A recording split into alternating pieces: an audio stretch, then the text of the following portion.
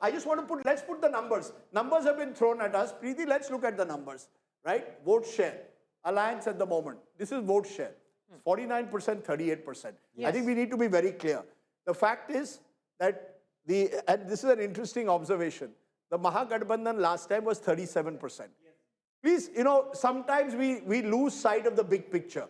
The Mahagathbandhan was 37% last time. It's actually held its own in terms of vote share. Absolutely. That's why I said to suggest that the Yadavs have deserted Tejashwi. 1 minute, please now. The Yadavs have deserted or the Muslims, that's not happened. In fact, they've consolidated. What has happened in this election is a counter consolidation. Just a minute, please. Now, we must let the viewer, ma'am, this is not you versus me or anyone else, let the viewer benefit.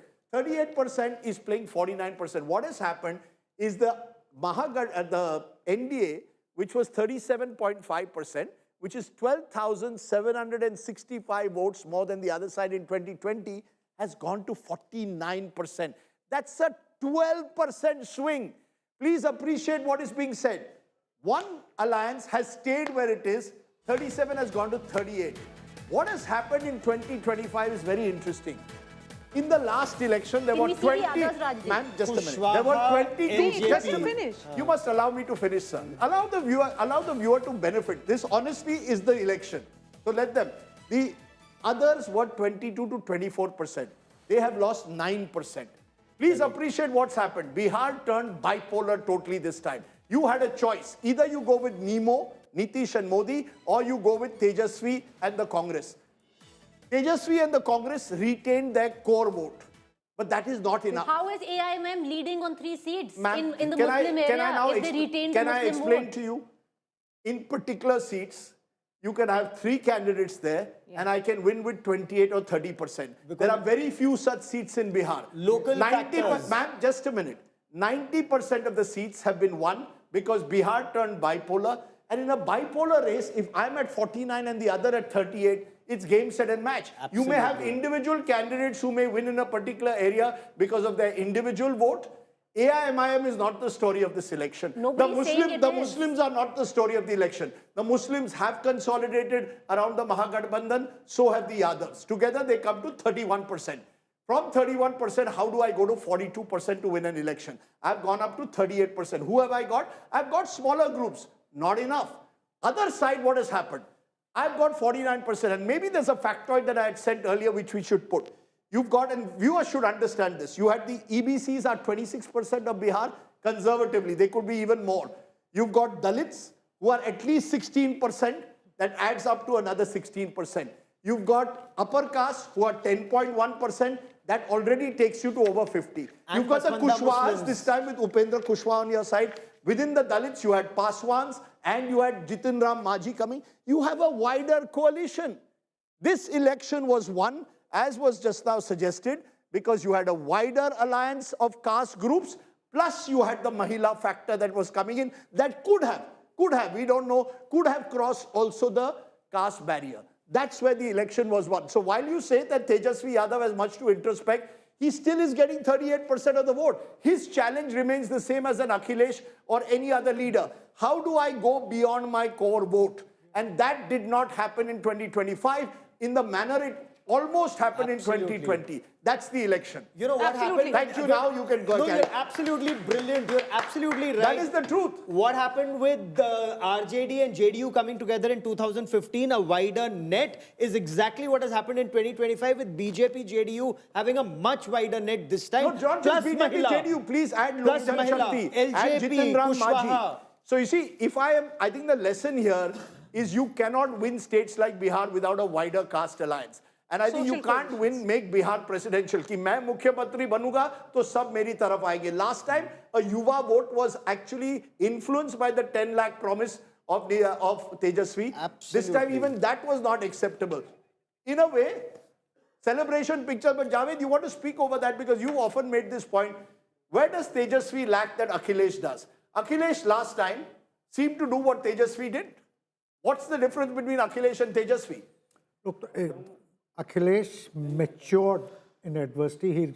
He drew the right lessons, where it took him 3 consecutive losses. He lost 2 assembly and 1 Lok Sabha election before he realized... But has he made a greater effort consciously to widen his alliance? Well, he has. only 5 Yadavs were put up in the last Lok Sabha elections for Samajwadi, from the Samajwadi Party. Tejashwi needs to do, he needs Tejashwi to gave, let's be clear, Tejashwi gave 51 Yadavs tickets out of 143. He gave 18 Muslims. That comes to 69. That still leaves 74 candidates, but he was not able to find that one other group. You see, you needed one other group which would have backed the Yadavs and the Muslims. VIP that he thought will do it, and the Tati Tatwa IP Gupta, that did not happen for him.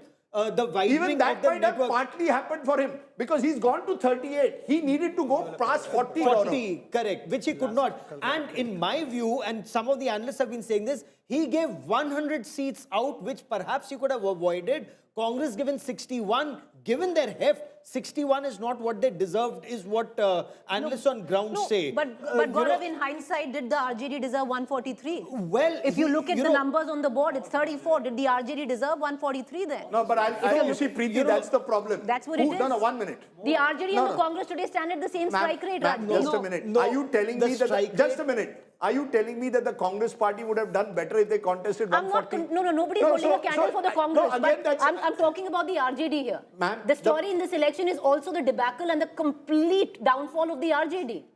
This is where I think the big numbers need to be actually dissected further. When you dissect them further, the reason is very simple. When I am only as good as my opponent is. If my opponent has put together a wider alliance, I can do whatever I want. I can't win.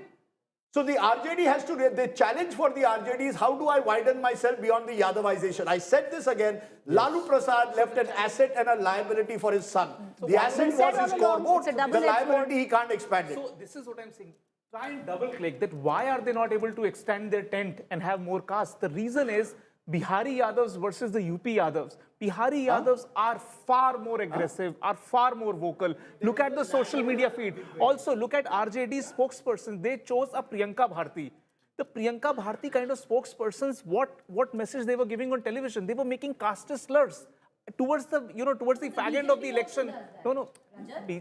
See, BJP is not making a casteist position ever. I think that spokesperson would be, No, it is not playing out in the context of that. There is no communal politics which has happened. Bihar, like always, has emphasized on caste coalitions. Giriraj saying on the day of voting, in Bihar, there has been no communal politics which has happened this time around. Made the call very clearly.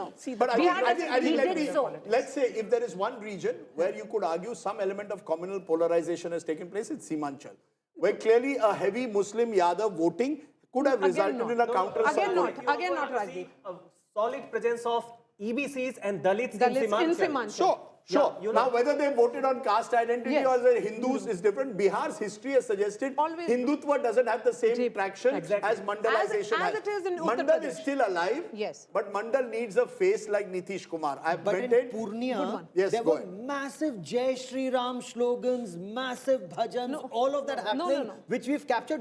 I saw it, I covered it, I reported it on TV from Purnia. So there was a lot of that happening.